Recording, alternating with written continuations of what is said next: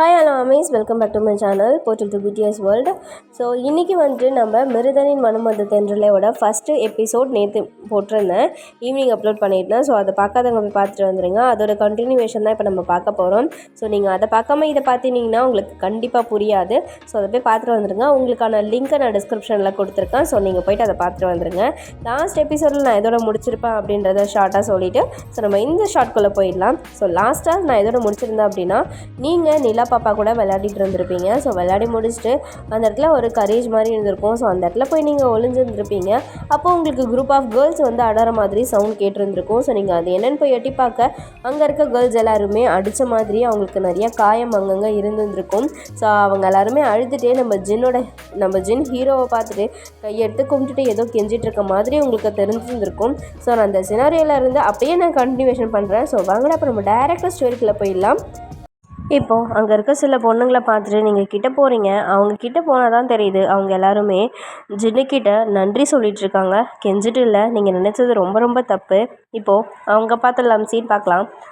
அண்ணா நீங்கள் ரொம்ப நல்லா இருக்கணும் அண்ணா, ரொம்ப ரொம்ப நன்றி அண்ணா.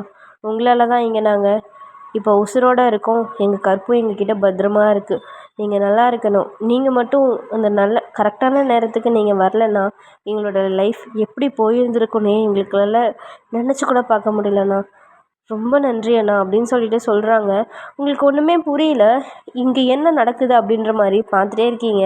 இப்போது ஜின், நீங்கள் ஒன்றும் பிரச்சனை இல்லை, நீங்கள் எல்லாருமே நல்லா இருக்கீங்க, நீங்கள் அமைதியாக இருங்க, உங்களுக்கு ஒன்றும் இல்லை. இங்கே என்னை தாண்டி எவனோ வந்து ஒன்றும் பண்ண மாட்டானுங்க. ஸோ நீங்கள் எல்லோரும் பயப்படாமல் இருங்க. உங்களுக்கு இப்போ சாப்பாடு வரும், ஸோ ட்ரெஸ்ஸஸ் வரும். உங்கள் எல்லாருமே நல்ல ட்ரெஸ் இருக்குது, ட்ரெஸ் மாற்றிக்கோங்க. மாற்றிட்டு உங்களுக்கு நான் இங்கே டாக்டர்ஸ் எல்லாரையுமே அரேஞ்ச் பண்ணியிருக்கேன். ஸோ அவங்க வருவாங்க. உங்களோட காயத்துக்கு எல்லாத்துக்குமே நீங்கள் ட்ரீட்மெண்ட் எடுத்துக்கோங்க. ட்ரீட்மெண்ட் எடுத்துகிட்டு நாளைக்கு நீங்கள் காலையில் ரெடியாக இருங்க. உங்களை உங்கள் ஊரில் கூப்பிட்டு போயிட்டு உங்களை விட்டுருவாங்க அப்படின்ற மாதிரி சொல்லிவிட்டு ஜின் அங்கேருந்து கிளம்பிடுறாரு. இப்போது நீங்கள் அப்படியே அங்கே கொஞ்ச நேரம் பார்த்துட்டு ஷாக் ஆயிடுறீங்க. ஏன்னா உங்கள் ஊரில் வேலைக்கே போகிறேன்னு உங்களோட ஃப்ரெண்ட் 2 பேர் சொல்லிவிட்டு கிளம்பியிருந்திருப்பாங்க. உங்களோட கல்யாணம் நீங்கள் 2 வாரத்துக்கு முன்னாடி சொல்லியிருந்திருப்பாங்க. ஊர் தலைவர் தான் அவங்க எல்லாருமே வேலைக்கு அனுப்பி வைக்கிறதா சொல்லி உங்கள் ஊர்லேருந்து 10 பேர் அனுப்பியிருந்திருப்பாங்க. அதில் உங்களோட பெஸ்ட் ஃப்ரெண்ட் 2 பேர், மலர் அண்டு கலை அப்படின்ற 2 பேர் போயிருந்திருப்பாங்க. ஸோ அவங்கள நீங்கள் அந்த இடத்துல பார்த்ததுமே உங்களுக்கு ஒரு பெரிய ஷாக்காக இருக்குது. ஏன்னா அவங்க வேலைக்கு போயிருக்காங்க நீங்கள் நினச்சிட்டு இருந்தீங்க. ஆனால் அவங்க எங்கே இருக்கிறத பார்த்துட்டு உங்களுக்கு ஒன்றுமே புரியல. நீங்கள் அவங்கள பார்த்ததுமே ரொம்ப அழ ஆரம்பிச்சிடுறீங்க. பட் உங்களை கிராஸ் பண்ணுறதுக்காக ஜின் வராரு. ஸோ அதனால் நீங்கள் ஒளிஞ்சிக்கிறீங்க. அவர் போனதுமே நீங்கள் உள்ளே போயிட்டு அவங்கள வேகமாக போய் பார்க்குறீங்க. உங்களை வேகமாக பார்த்தோன்னே உங்களுக்கு கண்ணிலேருந்து தண்ணி வருது. ஸோ அவங்களும் உங்ககிட்ட பிள்ளை மலர், கையல் அப்படின்னு சொல்லிட்டு நீங்கள் கூப்பிட்றீங்க. நீங்கள் கூப்பிட்றத பார்த்தோன்னே அவங்களுக்கு கண்ணெல்லாமே கலங்கிடுது. ஒரு நிமிஷம் சந்தோஷமாகவும் இருக்குது, அதே நிமிஷம் பயமாகவும் இருக்குது. உங்களுக்கு கல்யாணம் ஆகிடுச்சோ என்னவோ அப்படின்னு சொல்லிட்டு அவங்க பயப்படுறாங்க. இப்போ நீங்கள் கல்யாணத்துக்கு ஊருக்கு வரேன்னு தானே பிள்ளை சொன்னீங்க, இப்போ என்ன பண்ணிகிட்ருக்கீங்க? அதுவும் இங்கே என்ன பண்ணுறீங்க 2 பேரும்? உங்களை அவன் ஏதாச்சும் பண்ணிட்டானா அப்படின்ற மாதிரி கேட்குறீங்க. அப்போது அவங்க பிள்ளை என்ன பேசுகிற நீனு? அவரை பார்த்து நீ என்ன வார்த்தை சொல்கிற? அவர் எப்படிப்பட்டவருன்னு தெரியுமா? ஃபஸ்ட்டு என்ன நடந்துச்சுன்னு நீ கேட்டுக்கோ அப்படின்னு சொல்லிட்டு கலை அழுகுறா. என்ன ஆச்சு அதை ஃபஸ்ட்டு சொல்லு அப்படின்னு சொல்லிட்டு இப்போ நீங்கள் கேட்குறீங்க. அப்போது கலை, எங்களெல்லாம் வேலைக்குன்னு சொல்லி கூப்பிட்டுட்டு ஒரு பஸ்ஸில் ஏற்றுனாங்கல்ல. ஆமாம், நம்ம ஊர் தலைவர் தான் ஏற்றுனாரு. ஐயா தானே, ஐயா நம்ம ஊரில் இருக்கிற நல்லதுக்கு தானே பண்ணார். நம்ம ஊரில் இருக்க எல்லாருக்கும் கிழிச்சான். ஃபஸ்ட்டு சொல்கிறத கேளு. எங்களை எல்லாரையும் பஸ்ஸில் ஏற்றுனாங்களா, நடுவில் சாப்பாடு வாங்கி தரேன்னு சொல்லி ஒரு ஹோட்டலில் ஸ்டாப் பண்ணாங்க. நாங்களும் எல்லாருமே இறங்கி சாப்பிட்டோம். அது மட்டும்தான் எங்களுக்கு ஞாபகம் இருக்குது. கடைசியில் கண்ணை முழிச்சு பார்த்தா ஒரு இருட்டு ரூமில் இருந்தோம். எங்கள் எல்லாருமே ஒரு லாரியில் அடைச்சி வச்சுருந்தாங்க. கண்ணை முழிச்சு பார்த்து கொஞ்சம் நேரத்துக்கு அப்புறம் தான் நாங்கள் லாரியில் இருக்கோன்றதே எங்களுக்கு ஃபஸ்ட்டு தோண ஆரம்பிச்சுது. அது வரைக்கும் நாங்கள் எங்கே இருக்கோன்னு கூட எங்களுக்கு தெரியல. எங்களை வெளிநாட்டுக்கு விற்க போகிறேன்னு சொல்லி எல்லாம் பிளான் போட்டு நடந்துகிட்டு இருந்தாங்க. நாங்கள் எல்லாருமே முடிஞ்சிடுச்சு அவ்வளோதான் அப்படின்ற மாதிரி எங்கள் எல்லாருக்குமே ஹோப்பே இல்லை. அப்படியே போயாச்சு. அப்போ தான் ஜின்னண்ணா வந்தார். தெய்வம் மாதிரி வந்து எங்கள் எல்லாரையும் அங்கேருந்து காப்பாற்றி, அந்த லாரியில் இருந்த எங்கள் எல்லாரையும் காப்பாற்றி இங்கே கூட்டிகிட்டு வந்துட்டார். அது மட்டும் இல்லை அப்படின்னு சொல்லிட்டு மலர் சொல்ல ஸ்டார்ட் பண்ணுறா. இந்த வேலையை பார்த்தது வேறு யாரும் கிடையாது, ஊர் தலைவரும் அவன் புள்ள. நம்மளெல்லாம் ஏமாற்றிட்டு டிசிபின்னு ஒருத்தன் ஊரில் சுற்றிட்டுருக்கான்ல, அந்த மொல்ல மாதிரி தான். அப்பனும் பிள்ளையும் சேர்ந்துக்கிட்டு நம்ம ஊரில் இருக்கிற எல்லா பொண்ணுங்களையும் வெளியூர் வேலைக்கு அனுப்புகிறேன்னு சொல்லி பாதி பேரையும் வெளியூர் மாப்பிள்ளைக்கு கட்டி வைக்கிறேன்னு சொல்லி நிறையா பொண்ணுங்களையும் ஆசை காட்டி கொஞ்சம் பேரை பொறிக்குங்களா பார்த்து கட்டி வச்சு அவனுங்க மூலயமாவே இந்த எக்ஸ்போர்ட் வேலை, அதாவது பொண்ணுங்களை கடத்துகிற வேலையெல்லாம் பார்த்துட்ருக்காங்க. இவனுங்க தான் நம்ம ஊரில் நல்லவனுங்கன்னு பேர் எடுத்து நம்ம ஊரில் இருக்கிற எல்லாருக்கிட்டேயுமே நல்லவன், ஊர் தலைவர், பஞ்சாயத்து தலைவர், டிசிபி பையன் அப்படி இப்படின்னு சொல்லி எல்லாத்தையும் பார்த்துருக்கானுங்க.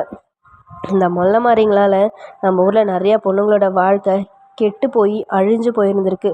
இவனுங்களெல்லாம் ஒரு வழிக்கு கொண்டு வரதுக்கு தான் சாமி ரூபத்தில் ஜின்னண்ணா வந்திருக்குன்னு நான் நினைக்கிறேன் அப்படின்னு சொல்லிட்டு மலர் சொல்கிறா.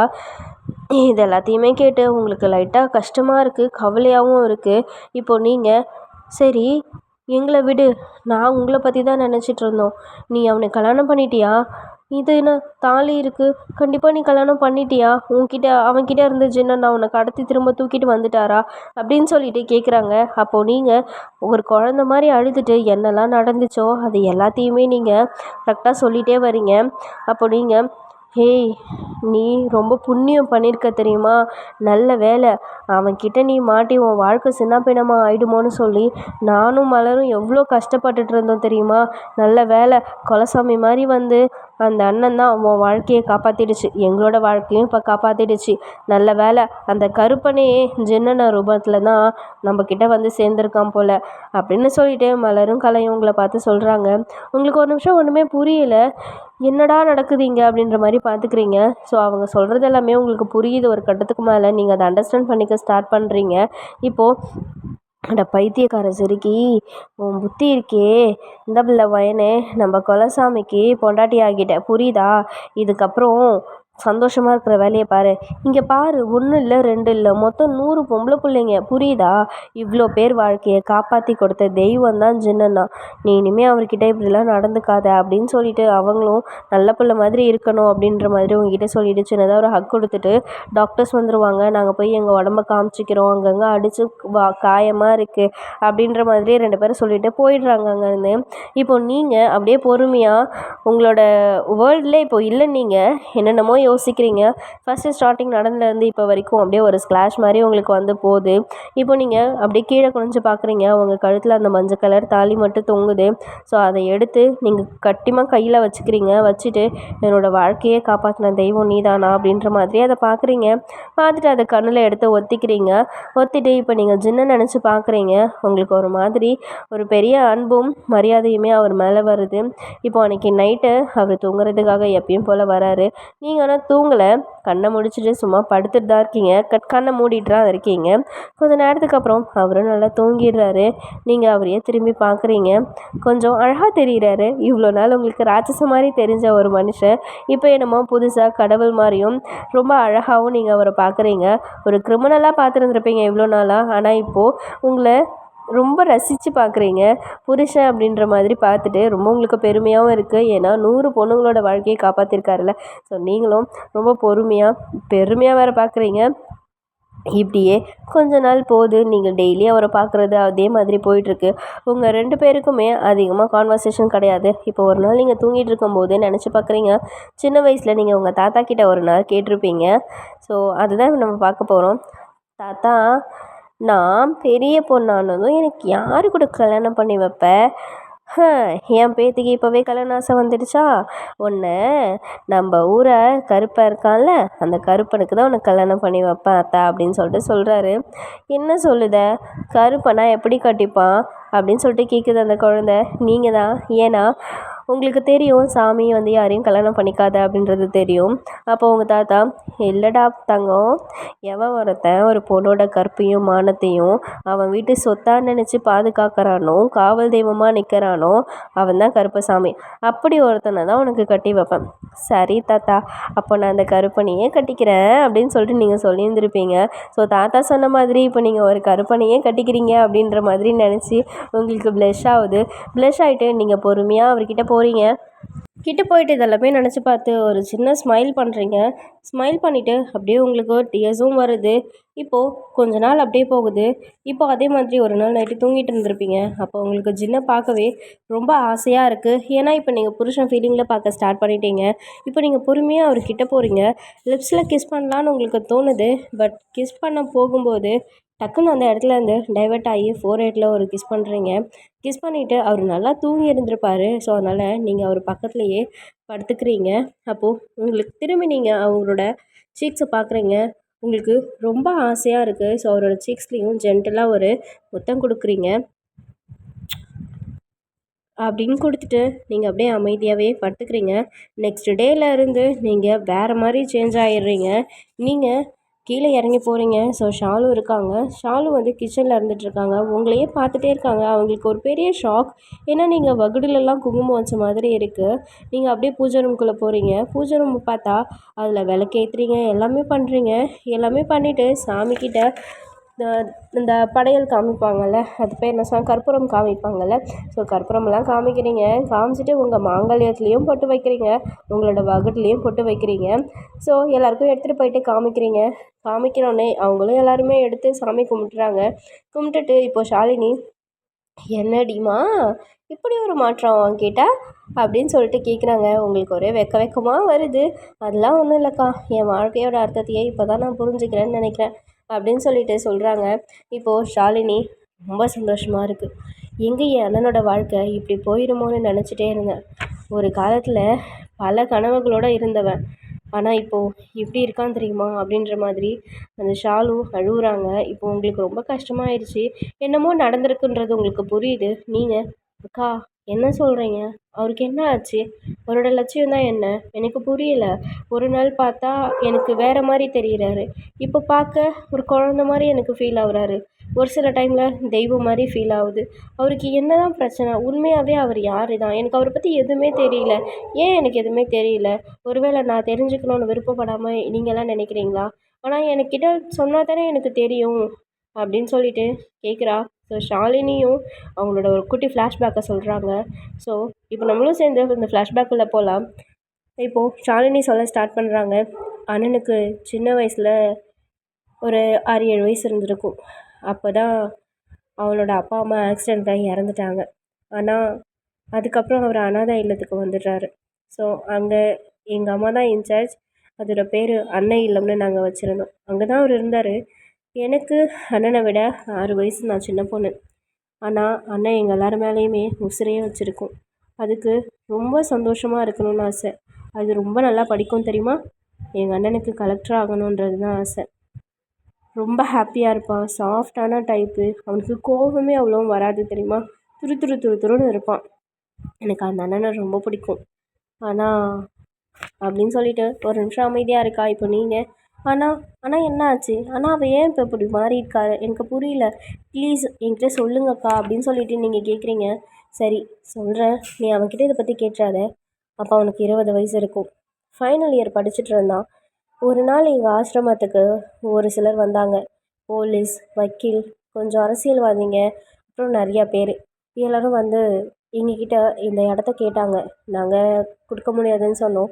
அவங்க ஏதோ பார் கட்டணும் அப்படின்னு சொல்லி எங்கள் அம்மாக்கிட்ட இந்த ஆசிரமத்தோட டாக்குமெண்ட்ஸ் எல்லாமே கொடுங்க, எழுதி கொடுங்க அப்படின்ற மாதிரி கேட்டாங்க.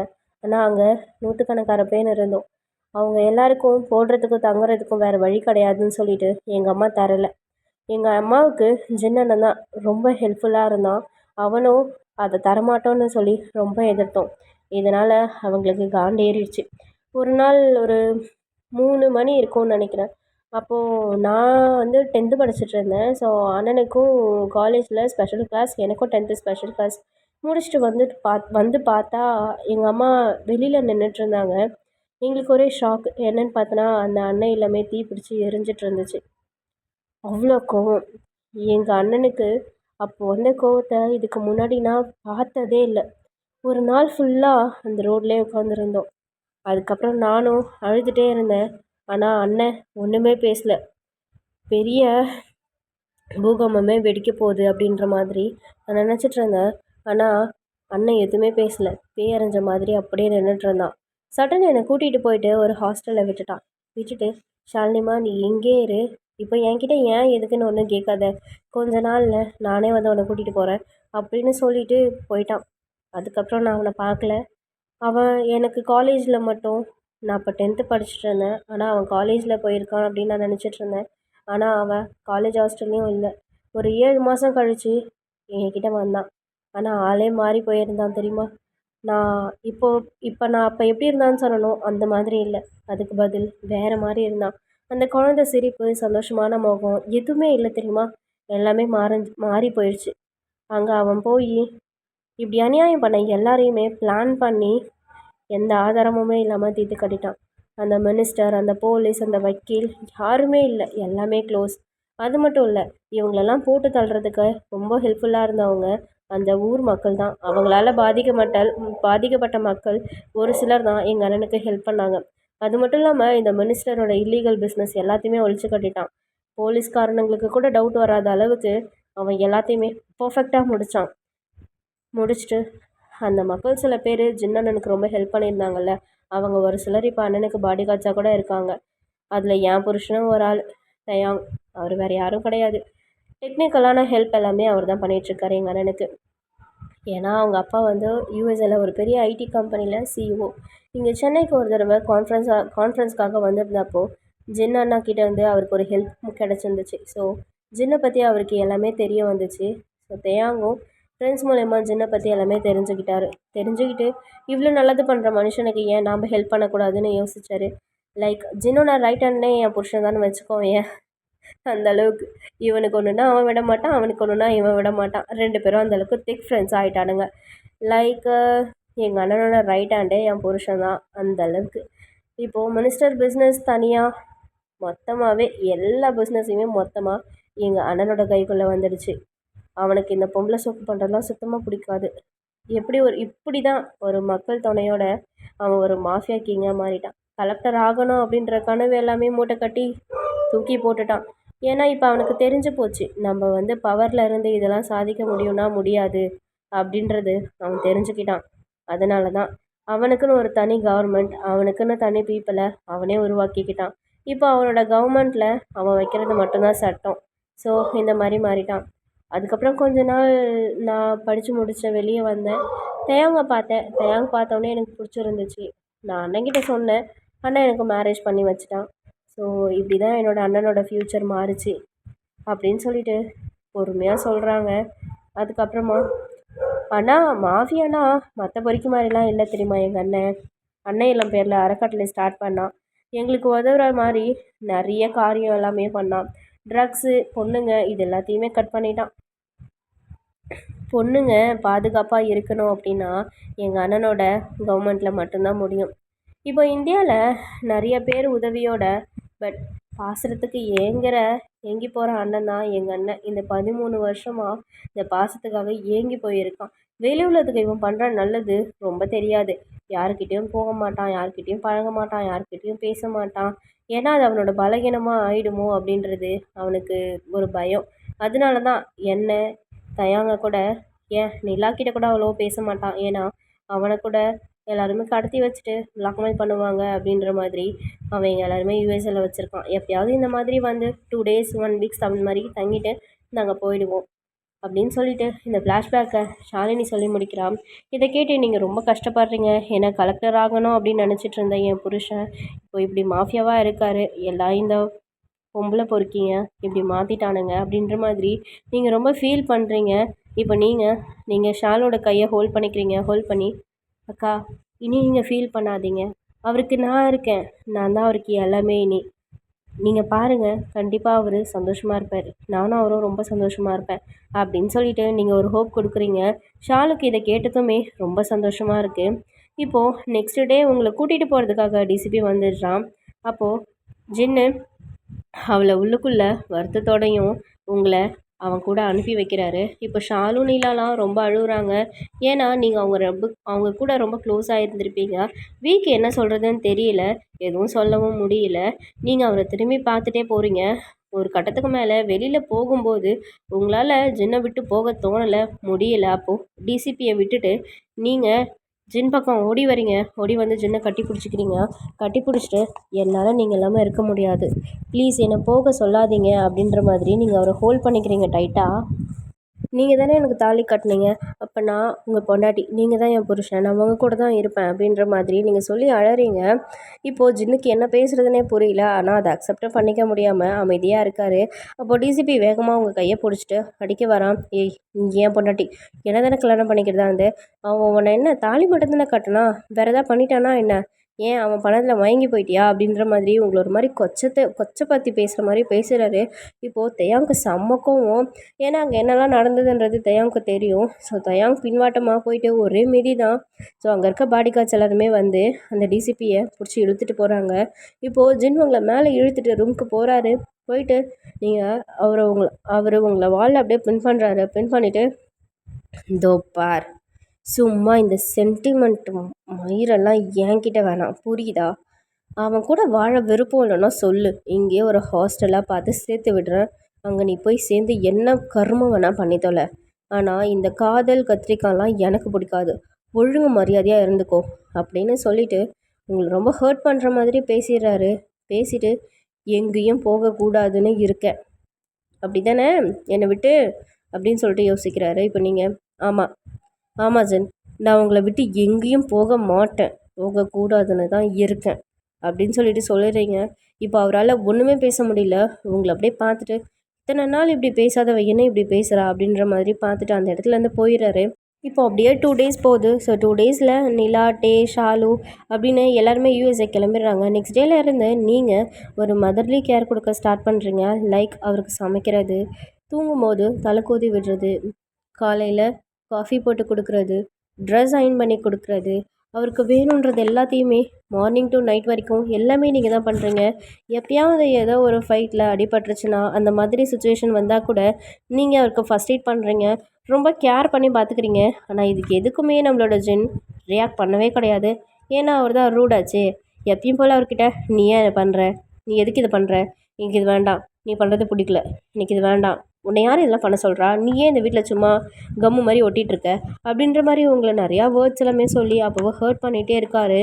இப்போது உங்ககிட்ட, இந்த பார், நீ என்ன பண்ணாலும் சரி, இன்னும் 5 மாதத்தில் உனக்கு கொடுக்க வேண்டிய டிவோர்ஸை நான் கொடுத்துருவேன், அதுக்கப்புறம் நீ என்ன வேணால் பண்ணிக்கோ, ஆனால் தயவு செஞ்சு இங்கேருந்து போயிடு அப்படின்னு சொல்லிட்டு ரொம்ப உங்களை ஒரு மாதிரி ஹர்ட் பண்ணுற மாதிரி பேசிடுறாரு. இப்போது திரும்ப ரிட்டன் வந்து, ஸோ ரொம்ப என்கிட்ட உரிமை எடுத்துக்காத அப்படின்னு சொல்லிட்டு போகிறாரு. உங்களுக்கு ரொம்ப கஷ்டமாக இருக்குது. இவரோட கோபமான பேச்சு எல்லாத்தையுமே நீங்கள் கண்டுக்கிறதே கிடையாது. ஏன்னா உங்களுக்கு தெரியும் இதுதான் அவரோட நேச்சர், எதனால் இப்படி பண்ணுறாருன்றது உங்களுக்கு தெரியும். ஸோ இப்போ நீங்கள் அமைதியாகவே இருக்கீங்க. அமைதியாக இருந்துட்டு அவருக்கு பண்ணுற வேலையை எல்லாத்தையுமே பண்ணிகிட்டே இருக்கீங்க. ஒரு கட்டத்துக்கு மேலே அவருக்கு இந்த கேரிங், இந்த அக்கறை எல்லாமே பிடிச்சி போயிடுது. ஏன்னா சின்ன வயசுலேயே அம்மா இல்லாமல் ரொம்ப கஷ்டப்பட்டுருந்துருப்பார். ஸோ இது எல்லாத்தையுமே ஒரு அம்மா மாதிரி நீங்கள் பார்த்துக்கிறது அவருக்கு ரொம்பவே பிடிச்சிருக்கு. ஸோ அவங்க அம்மாவை பார்த்ததில்ல, பட் ஆனால் இந்த கேர் அவருக்கு பிடிச்சிருந்தது. ஸோ இந்த சிடுமூஞ்சி ஃபேஸ் எல்லாத்தையுமே இப்போ காமிக்கிறதே கிடையாது. இப்போது ஒரு நாள் நைட்டு லேட்டாக வராரு. ரூமுக்கு நீங்கள் சாப்பாடு எடுத்துகிட்டு போயிட்டு கொடுக்குறீங்க. ஸோ அவருமே சாப்பிட்டுட்ருக்காரு. ஒரு டிஷ்ஷாக சாப்பிட்டுட்டே இருக்கார். ஸோ மனுஷன் ஃபஸ்ட் இருந்த மாதிரிலாம் இப்போ கிடையாது. ஓகே, பிடிச்சிருக்குன்னா பிடிச்சிருக்கு, இது பிடிக்கலன்னா பிடிக்கல, இதை ஏன் இப்படி போட்டிருக்கேன், இதில் ஏன் இது கம்மியாக இருக்குது அப்படின்ற மாதிரி கேட்பார். ஸோ இப்போ நீங்கள் சாப்பிட்டுட்டே இருக்கும்போது அவர் டக்குன்னு மிளகா கடிச்சிருந்துருப்பார். அப்போது பின்னாடி தேடுறீங்க, வாட்டர் பாட்டில் இல்லை. அவர் பக்கத்தில் பார்த்தா வாட்டர் பாட்டில் எதுவுமே கிடையாது. அவர் ரூமில் இருக்க வாட்டர் பாட்டிலில் வாட்டர் இல்லை, தண்ணி இல்லாமல் வெறும் வாட்டர் பாட்டிலாக இருக்குது. என்ன பண்ணுறதுன்னு உங்களுக்கு புரியவே இல்லை. அப்போ நீங்கள் சுற்றி முற்றி பார்க்குறீங்க. கீழே போய் தண்ணி எடுத்துகிட்டு வரதுக்குள்ளே மனுஷன் செத்துருவார் போல். அவர் அப்படியே, கார்த்திடி மிளகா, இவ்வளோ மிளகாவை போடுவேன் அப்படின்னு சொல்லிட்டு கத்திட்டே இருக்காரு. ஸோ அப்போ நீங்கள் வேறு வழி இல்லாமல் அவரை பிடிச்சி கிஸ் பண்ணிடுறீங்க, லிப் டு லிப். ஸோ அந்த லிப்பு ரொம்ப லாங்கான லிப் டு லிப் கிஸ்ஸாக போகுது. உங்களுக்கு என்ன பண்ணுறதுனே புரியல. அவர் அப்படியே உங்களை இது அந்த தண்ணி குடிக்கிற மாதிரி அந்த ஒரு ஃபீல் வருது அப்படின்றதுனால அவர் உங்களை அப்படியே இழுத்து பிடிச்சி மடியில் உட்கார வச்சுருந்துருப்பார். ஸோ இந்த கீஸ் ரொம்ப லாங் கீஸாக போகுது. ஜின்னு ஒரு ஃபியூ மினிட்ஸ் கழித்து அப்படியே ஷாக் ஆகிடுறாரு, இங்கே என்ன நடக்குது அப்படின்ற மாதிரி. ஆனாலும் அவருக்கு அந்த தண்ணி வேணும் அப்படின்றது, அந்த காரம் இன்னும் கம்மியாகலை. ஸோ உங்களோட ஹிப்பை கெட்டியாக பிடிச்சி இன்னும் இல்லை 100 times எக்ஸ்ட்ரா ஃபோர்ஸில் கிஸ் பண்ணுற மாதிரி கிஸ் பண்ணுறாரு. ஸோ அந்த கிஸ் ரொம்ப ரஃப் அண்ட் டஃப்பாகவும் பேஷனேட்டாகவும் போகுது. ஸோ ஒரு கட்டத்துக்கு மேலே மூச்சு முட்டும் இல்லை. ஸோ அந்த மூச்சு முட்டி ஜின்னு உங்களை கீழே விட்டுறாரு. நீங்கள் டக்குனு கீழே விழுந்துடுறீங்க. விழுந்ததும் கையை பிடிச்சி மேலே எழுப்பி, ஏய் என்ன பண்ணிகிட்ருக்க, இப்போ எதுக்கு நீ என்னை கிஸ் பண்ண? இல்லை தண்ணி வேணும்னு சொல்லிட்டு இருக்கீங்க, தண்ணி இல்லையா, அதனால் காரத்தை ஷேர் பண்ணிக்கலான்னு பார்த்தியா, போய் தண்ணி எடுத்துகிட்டு வா. இவ்வளோ நேரம் கிஸ் பண்ணும்போது தெரியும். உடனே இந்த சிறுமூஞ்சி ஃபேஸ் வந்துடுச்சு. அப்படியே தண்ணி எடுத்துகிட்டு வரேன் அப்படின்னு சொல்லிட்டு நீங்கள் அப்படியே அங்கேருந்து போகிறீங்க. நீங்கள் அந்த அப்படின்னு எதிர்ப்பீங்கள்ல, அதை பார்த்துட்டு ஜஸ்ட்டு சிரிக்கிறாரு. சிரிச்சுட்டு, என்ன திடீர்னு முத்தம் கொடுத்துட்டா, அதுவா மாமா, ஏய் தண்ணி எடுத்துகிட்டு வந்து இந்த கதையை சொல்லிடி போடி, சரி சரி சரி அப்படின்னு சொல்லிட்டு நீங்கள் குடுகுடு ஓடி போயிட்டு தண்ணி எடுத்துகிட்டு வரீங்க. தண்ணி எடுத்துகிட்டு வந்துட்டு, இல்லைம்மாம்மா இன்றைக்கி செல்லமே படம் பார்த்தோன்னா அதில் விஷால் மிளகாவை தின்னுடுவாரா, அப்போ அவரோட பொண்டாட்டி இப்படி தான் பண்ணோம். ஆனால் நான் சும்மா தான் அதை பார்த்தேன். ஆனால் நீங்கள் எப்படி இன்னைக்கு தண்ணி குடிக்கிற அளவுக்கு இப்படி மிளகாவை கடிச்சிட்டிங்கன்னு எனக்கு தெரியாது. இதை நீ அப்போ அந்த படத்தை பார்த்துட்டு தானே நீ இந்த அளவுக்கு மிளகா போட்டேன்? சத்தியமாக கிடையாதுப்பா, இதில் மிளகா நிறைய போட்டால் நல்லா இருக்குமேன்னு போட்டேன், அதுவும் கம்மியாக தான் போட்டேன், அது உங்கள் வாயில் மட்டும்னு நான் நினைக்கல அப்படின்னு சொல்லிட்டு சொல்கிறாரு. ஐயோ நான் வேற உன்னை கிஸ் பண்ணிட்டேன், என்னோடய ஹார்ட் பீட் எப்படி இருக்குது தெரியுமா? பரவாயில்ல விடுங்க மாமா, நான் உன் பொண்டாட்டி தானே கிஸ் பண்ணேன், இதில் என்ன இருக்குது அப்படின்னு சொல்லிட்டு சொல்கிறீங்க. அவருக்கு நீங்கள் என்ன பேசுகிறீங்கன்றது புரியல. டோட்டலாகவே கன்ஃபியூஸ்ட் ஆகிட்டாரு. என்ன ஃபீலிங்ஸ்னு அந்த மனுஷனுக்கு தெரியல. ரொம்ப கன்ஃபியூஷன் ஆகிடுறாரு. இதுக்கப்புறம் நீங்கள் அவர் மேலே ரொம்ப பாசமாக நடந்துக்கிறீங்க. ஆனால் அவர் உங்ககிட்ட ரூடாவோ அரகண்டாவோ நடந்துக்கிறதே கிடையாது. இப்போது அப்பப்போ மனுஷன் இந்த high hip chain, lips, nose, eyebrows அப்படி இப்படின்னு சொல்லிட்டு உங்கள்கிட்ட ரொம்ப வழிய ஆரம்பிக்கிறாரு. வழியை மீன்ஸ் அதுக்கு பேர் எப்படி சொல்கிறது, சின்ன சின்னதாக கிள்றது, அடிக்கிறது, அந்த மாதிரி உங்கள் மேலே எல்லாத்துலேயுமே அவருக்கு அப்சஷன் ஆக ஸ்டார்ட் ஆகுது. இப்போ கொஞ்ச நாள் அப்படியே போகுது.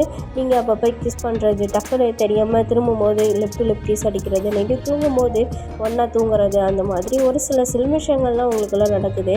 பட் அவர் உங்களை அக்செப்ட் பண்ணிக்கிறேன்னு சொல்லலை, நீங்களும் அதுக்காக அட்வான்டேஜும் எடுத்துக்கிறது கிடையாது. இப்போ ஒரு நாள் அந்த மாதிரி தான். இப்போ அப்படி தான் ஒரு நாள் அவர் குளிச்சுட்டு இருப்பார், டவர் எடுத்துகிட்டு போய் மாறினுட்டு இருப்பார். ஸோ இப்போது யோன்னா ஏய் கேட்குதா இல்லையாடி அப்படின்னு சொல்லிட்டு கத்துறாரு. ஸோ இப்போ நீங்களும் போகிறீங்க. ஸோ அவர் உள்ளே ஷவர் பண்ணிகிட்ருக்காரு போல். ஸோ டவல் எடுத்துகிட்டு நீங்கள் கொடுக்கலான்னு உள்ளே போகிறீங்க. அப்போது அந்த டவலில் இருக்கிற அங்கே குட்டி குட்டியாக நாட்ஸ் மாதிரி இருக்குது. ஸோ அந்த நாட்ஸ் உங்களோட வளையலில் மாட்டிகிட்ருக்கு. ஸோ அதை பிடிச்சி அவர் உங்ககிட்ட இருந்து டவலை வாங்குறாரு. ஸோ டவலை வாங்குவ நீங்கள் உள்ளே போயிடுறீங்க. ஏன்னா அந்த நாட் உங்களோட வலையில் மாட்டிகிட்டு இருக்கிறதுக்கு அதுக்கும் உள்ளே எடுத்தோடனே நீங்களும் உள்ளே போயிடுறீங்க. ஸோ உள்ளே போனோடனே அவர் உங்களே பார்க்குறாரு. அந்த ஷவர் உங்கள் மேலேயும் படுறதுனால நீங்களும் ஃபுல்லாகவே வெட்டாக ஸ்டார்ட் பண்ணுறீங்க. ஸோ அந்த வெட்டில் அவருக்கு உங்களை பார்த்ததுமே ரொம்ப நாளாக யோசிச்சுட்டு இருந்த ஒரு விஷயம், இப்போ அவர் டக்குன்னு லீட் பண்ணணும் அப்படின்ற மாதிரி கிட்ட போகிறாரு. ஸோ கிட்ட அவர் உடனே லிப்பில் கிஸ் பண்ண ஸ்டார்ட் பண்ணும்போது நீங்கள் அவரை விலக்கி விடணும்னு நினச்சி கையை வேகமாக புல் பண்ணுறீங்க. பட் கீழே இருந்த சோப்பு மேலே காலை வச்சதுனால இந்த கால் தடுக்கி நீங்கள் அவர் மேலே போய் விழுந்துடுறீங்க. கரெக்டாக அவரோட லிப்பில் போயிட்டு உங்கள் லிப் டச் ஆகுது. ஸோ அது டச் ஆன உடனே மனுஷன் ஆல்ரெடி ஷவரில் குளிரில் நின்றுட்டுருக்காரு, ஷர்ட்லெஸ்ஸாக நின்றுட்டுருக்காரு, ஒரே ஒரு டவல் மட்டும் வியர் பண்ணியிருக்காரு. ஸோ இப்போ நீங்களாக போய் வாலண்ட்ரியாக அவரோட லிப்ஸ் கிட்ட விழுந்ததுனால மனுஷன் அவர் கண்ட்ரோலை மீறிட்டு உங்களுக்கு அப்படியே லிப் டு லிப் கிஸ் போகுது. ஸோ ரொம்ப ரொமான்டிக்காக போகுது. ஸோ அது நீங்களுமே ஹஸ்பண்ட் தானே அப்படின்ற மாதிரி அக்செப்ட் பண்ணிவிட்டு நீங்களும் அதுக்கு கோஆப்ரேட் பண்ணுறீங்க. ஸோ இதே மாதிரி தான் ஒரு நாள் ஜிம்மில் நடந்திருக்கும். நீங்கள் ஜிம்மில் ஒரு நாள் அவர் ஒர்க் அவுட் பண்ணியிருந்துருப்பார். நீங்கள் எதர்ச்சியாக மேலே போயிருந்துருப்பீங்க. வீட்டில் மெய்ட்ஸ் யாரும் இல்லை, சரி சும்மா தானே இருக்கோம், மேலே போய் பார்க்கலாம் அப்படின்ற மாதிரி மேலே போயிருந்துருப்பீங்க. பார்த்தா அங்கே ஒரு பெரிய ஜிம்மே இருக்குது. மனுஷன் ஜிம் இல்லாமல் இருக்கவே மாட்டார் போல். ஜிம் போக முடியலாம் வீட்டிலே பண்ணுவார் போல் ஒர்க் அவுட்ஸ் எல்லாமே. அந்த மாதிரி தான் அன்றைக்கி அவர் ஒர்க் அவுட்ஸ் பண்ணிகிட்டு இருந்திருக்காரு. இப்போ நீங்கள் மேலே போகிறீங்க.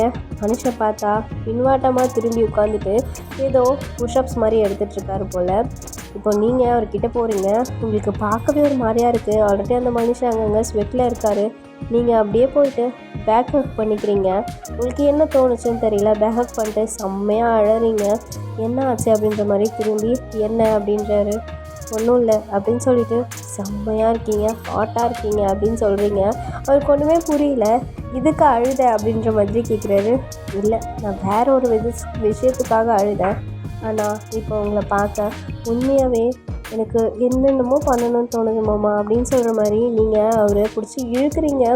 அவர் என்னடி பண்ணுற, என் கழுத்தை விடு அப்படின்றாரு. நீங்கள் விடாமல் அவருடைய கழுத்தை பிடிச்சி இழுத்து லிப் கிஸ் பண்ணியிருப்பீங்க. ஏய் என்ன பண்ணுற அப்படின்னு அவர் கேட்டிருப்பாரு. நீ மட்டும் அன்றைக்கி ஷவரில் அப்படின்ற மாதிரி சொல்கிறீங்க.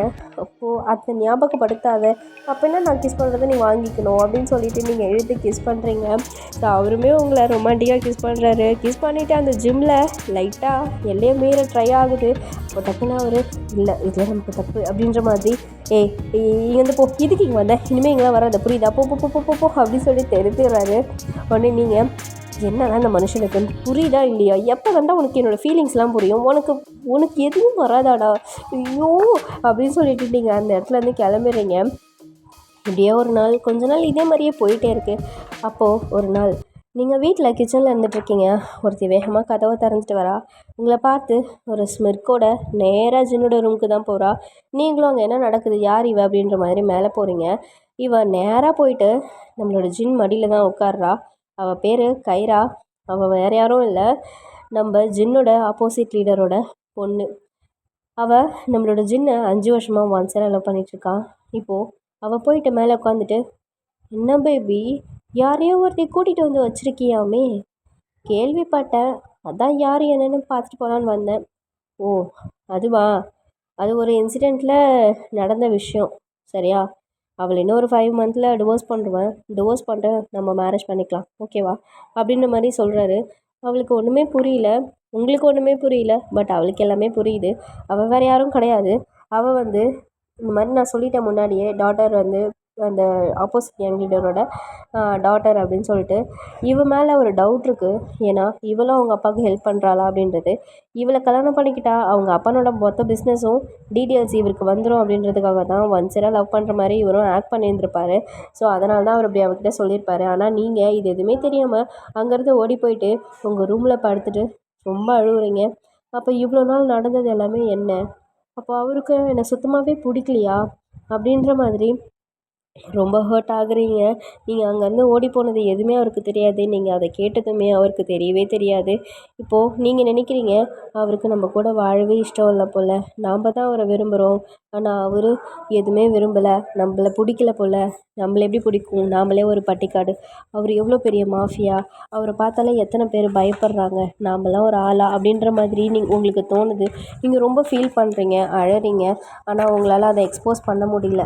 இந்த விஷயம் உங்களுக்கு தெரிஞ்சதுலேருந்து, அதாவது 5 மந்தில் அவர் உங்களை டிவோர்ஸ் பண்ணுறாரு அப்படின்னு உங்களுக்கு தெரிஞ்சதுலேருந்து நீங்கள் அவர்கிட்ட இருந்து கொஞ்சம் கொஞ்சமாக விலக ஸ்டார்ட் பண்ணுறீங்க. முன்ன மாதிரி கிடையாது, நீங்கள் ஜின்கிட்ட அவ்வளோவா பேசுகிறதே கிடையாது, என்ன ஏது அப்படின்ற மாதிரி நீங்கள் இருக்கீங்க.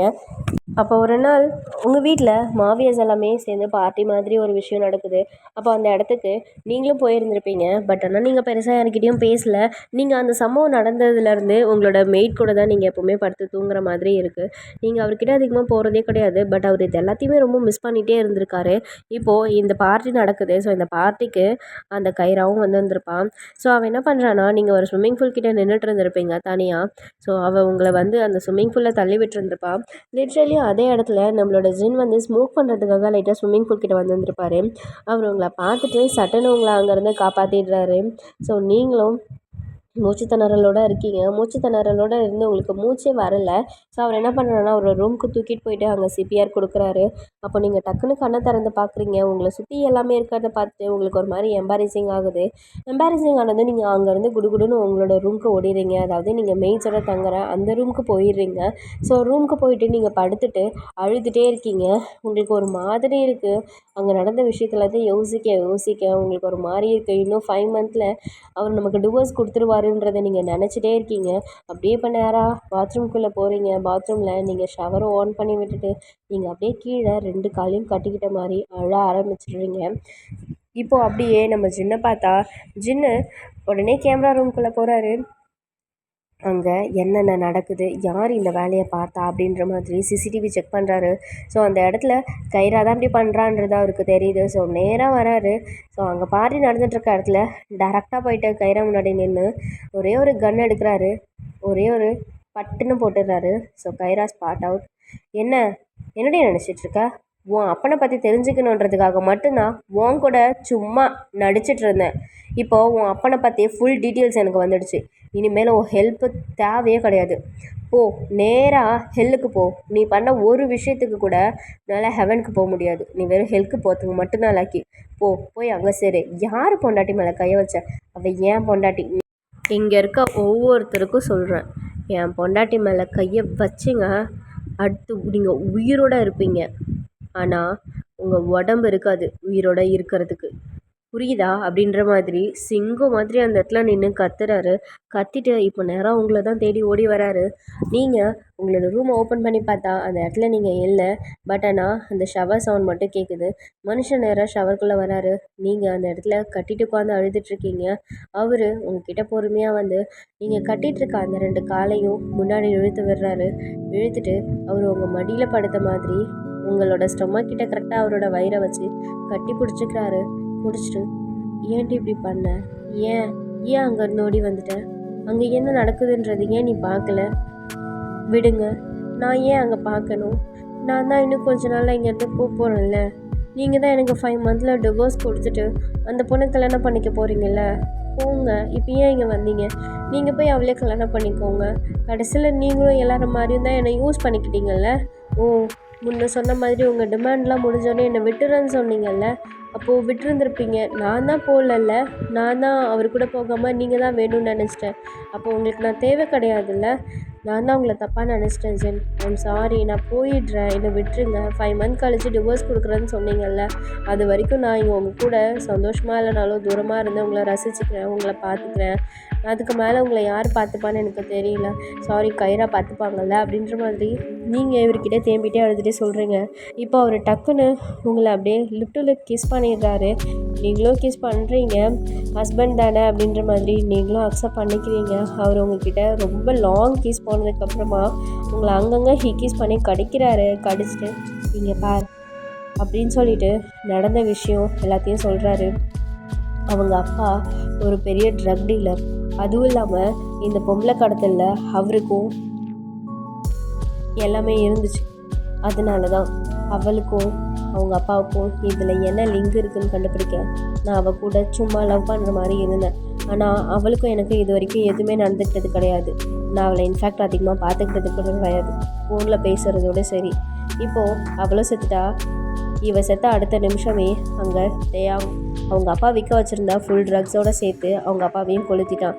அந்த ட்ரக்ஸ் வெளில போச்சுன்னா அது மூலிமா நிறைய பேரோட லைஃப் பாதிக்கப்பட்டுரும். ஸோ இப்போ முடிஞ்சிடுச்சு, இந்த கதை முடிஞ்சிடுச்சு. அதே மாதிரியே உங்கள் ஊரில் இருக்க டிசிபி ஊர் தலைவர் அவங்களோட கதையும் எப்போவோ முடிஞ்சிடுச்சு. இப்போ சொல்லு, நான் பண்ணதெல்லாம் தப்பா அப்படின்ற மாதிரி உங்ககிட்ட கேட்குறாரு. நீங்கள் இல்லைம்மா, நீங்கள் கரெக்டு, நான் தான் உங்களை தப்பாக புரிஞ்சுக்கிட்டேன் அப்படின்ற மாதிரி ஹக் பண்ணி நீங்கள் இப்போ திரும்ப கிஸ் பண்ணுறீங்க. ஸோ அந்த கிஸ் அப்படியே லாங்காக போகுது. ரொம்ப நேரமாக பாத்ரூம்லேயே ரொமான்ஸ் பண்ணிகிட்டு இருக்க முடியுமா? ஸோ அப்படியே உங்களை ப்ரைடல் ஸ்டைலில் தூக்குறாரு. நீங்கள் ரொம்ப வெட்டாக இருக்கீங்க. அவரே உங்களுக்கு ட்ரெஸ் சேஞ்ச் பண்ணி விடுறேன்னு சொல்லிட்டு ட்ரெஸ் சேஞ்ச் பண்ணி விடுறாரு. ட்ரெஸ் சேஞ்ச் பண்ணிவிட்டு உங்களுக்கு ஒரு நைட் ட்ரெஸ் போடுறாரு. ஸோ அப்படியே உங்களை திரும்ப ப்ரைடல் ஸ்டைலில் தூக்கிட்டு போயிட்டு பெட்டில் போட்டு அப்படியே உங்களோட அந்த நைட் ட்ரெஸ் எல்லாத்தையும் ரிமூவ் பண்ணுறாரு. அவரோட ஷர்ட்ஸ் எல்லாமே ரிமூவ் பண்ணிவிட்டு உங்களுக்குள்ள அழகான ஒரு லவ் மேக்கிங் ஒரு மேக்கப் செஷன் போகுது. ஸோ அது ரொம்ப லாங்காக போகுது, ஒரு 20-25 மினிட்ஸ் அந்த மாதிரி போகுது. ஸோ இந்த 20-25 மினிட்ஸில் நீங்கள் நிறையா பேசியிருப்பீங்க, கிசஸ் நிறையா போயிருக்கும், லவ் மேக்கிங் நிறையா இருந்திருக்கும், லவ் பைட்ஸும் நிறையா இருந்திருக்கும். ஸோ இதுக்கப்புறம் நீ என்னை விட்டு போக மாட்டேன் லேடி அப்படின்னு சொல்லிட்டு உங்களை பார்த்து ஒரே ஒரு தடவை கேட்குறாரு. நீங்களும் அவர் டைட்டாக ஹக் பண்ணிவிட்டு இந்த ஜென்மத்தில் உனக்கு நான் தான் பொண்டாட்டி, நீ தான் எனக்கு எல்லாமே அப்படின்ற மாதிரி ஹக் பண்ணிக்கிறாரு.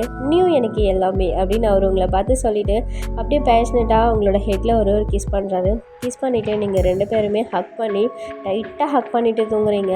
ஸோ ஆஃப்டர் 1 இயர் கழிச்சு ஒரு ஹாஸ்பிட்டலில் மேட்டர்னிட்டி ரூமுக்கு முன்னாடி தான் நம்மளோட ஜென் இப்படி அப்படி நடந்துகிட்டே இருக்காரு. ஏன்னா நீங்கள் லேபர் பெயின் வந்து உள்ளே படுத்துட்ருக்கீங்க. ஸோ உங்களுக்கு அழகான ஒரு பெண் குழந்தை பிறக்குது. அந்த குழந்தை பேரை நீங்கள் கண்ணின்னு வைக்கிறீங்க. ஸோ ஜென்னுக்கு எல்லாமே செம்ம ஹாப்பி டியர்ஸ். இப்போது ஷாலு அண்ட் டே நிலா 3 பேருமே வந்திருப்பாங்க. நிலா ஜென் கையில் இருக்க பாப்பாவை பார்த்துட்டு மாமா பாப்பாவை என்கிட்ட கொடு நான் வச்சுக்கிறேன் அப்படின்னு சொல்லிட்டு கேட்குறா. இப்போது ஷாலு உங்ககிட்ட தான் நேராக வரா. பார்த்துட்டு தேங்க்ஸ் இவண்ணா, என் அண்ணனை பழைய அண்ணனை நீ எனக்கு திரும்ப கொடுத்துட்டேன். எங்கே அவன் லைஃப் இப்படியே போயிடுமோன்னு நினச்சேன். நான் வேண்டாத தெய்வம் கிடையாது தெரியுமா. இப்போ நான் ரொம்ப சந்தோஷமாக இருக்கேன். இதே மாதிரியே என் அண்ணன் கடைசி வரைக்கும் ஹாப்பியாக இருக்கணும், நீயும் தான் அப்படின்னு சொல்லிட்டு சொன்ன உடனே நீங்கள் சொல்கிறீங்க இல்லை நீ அது முடியாது, நாங்கள் மட்டும் இருந்தால் அது குடும்பமாக இருக்காதுல்ல, நீங்களும் எங்கள் கூடவே இருக்கணும். ஏங்கண்ணா இனிமேல் நீங்கள் யூஎஸ்ஏ போக வேண்டாம், இங்கே இருந்து நீங்கள் பண்ணுங்கள். நீங்கள் 2 பேரும் பண்ணுற மலை மாதிரி தானே எதுவுமே எங்களுக்கு தெரியாதா என்ன, எங்களுக்கு தான் தெரியும்ல, அதனால் நீங்கள் பண்ணுங்கள். அப்போது ஜின்னவங்க கிட்ட அப்போ நான் பண்ணுறதுலாம் மொளை மாதிரி தானே அப்படிலாம் இல்லை மாமா, நீங்கள் ஊருக்கு நல்லது தான் பண்ணுறீங்க, ஆனால் போலீஸை பொறுத்த வரைக்கும் நீங்கள் பண்ணுறது மொதல் மாதிரி தரணும் தானே, அதுதான் நான் சும்மா சொல்லி காமிச்சேன் அப்படின்னு சொல்லிட்டு சொல்கிறான். ஸோ அப்படியே எல்லோரும் சிரிக்கிறாங்க. இப்போது எல்லோரும் செத்த மாதிரி ஒரு செல்ஃபி எடுத்துகிட்டு இதோட இந்த ஸ்டோரியை நான் முடிச்சுக்கிறேன். ஸோ நீங்களும் இந்த மாதிரி ஸ்டோரி சொல்லணும் அப்படின்னா என்னோடய டிஎம்மில் வந்து மெசேஜ் பண்ணுங்கள். அப்படி இல்லைன்னா நம்ம டெலகிராம் சேனலில் லிங்க் இருக்குது, ஸோ அதையுமே நீங்கள் கிளிக் பண்ணி வரலாம். அதுவும் இல்லை அப்படின்னா நீங்கள் எனக்கு டேரெக்டாகவே இதில் மெசேஜ் பண்ணுங்கள், கமெண்ட் பண்ணுங்கள். நான் உங்களுக்கு ஜிமெயில் கொடுக்குறேன், ஸோ நீங்கள் அதில் கூட பண்ணலாம். ஸோ தாய்க்கிழவி உங்களோட ஷார்ட்ஸை நான் முடிச்சிட்டேன், உங்களோட ஸ்டோரியை நான் முடிச்சிட்டேன். ஸோ ஆர்மி ஃபேமிலிஸ் எல்லாருமே என்னோடய ஸ்டோரி பிடிச்சிருக்கு, இந்த ஸ்டோரி பிடிச்சிருந்துச்சுனாலும் லைக் பண்ணுங்கள், கமெண்ட் பண்ணுங்கள், சேனலை சப்ஸ்கிரைப் பண்ண மறந்துடாதீங்க. நிறைய பேர் கேட்குறீங்க ஆனால் லைக் பண்ண மாட்டீங்க. லைக் பண்ணிங்கன்னா எனக்கு கொஞ்சம் மோட்டிவேஷனாக இருக்கும்னு நான் நினைக்கிறேன். ஸோ நீங்கள் லைக் பண்ணுறதை பொறுத்து தான் எனக்கு இன்னும் ரெக்கார்ட் பண்ணணும்னு தோணும். ஸோ மறக்காமல் லைக் பண்ணுங்கள். அதுக்கப்புறம் தேங்க்யூ பொறுமையாக இவ்வளோ நேரம் கேட்டதுக்கு. அன்யா பாய் சரண்யா மிஸ்டர் பாய்.